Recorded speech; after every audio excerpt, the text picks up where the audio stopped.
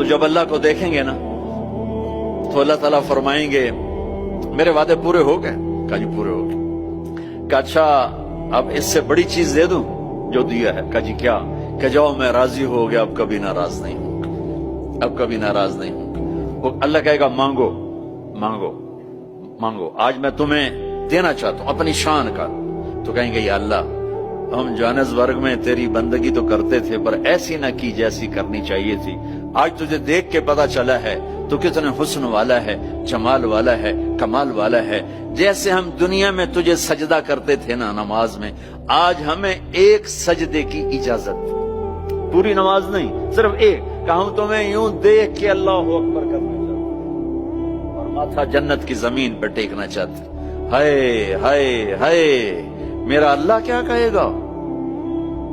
میرا اللہ کہے گا میرے بندو جوہانسبرگ میں تم میرے بندے تھے، میں تمہارا مالک تھا، میں لارڈ تھا، تم سلیو تھے، میں مالک تھا، تم غلام تھے، تمہارے ذمہ میری عبادت تھی۔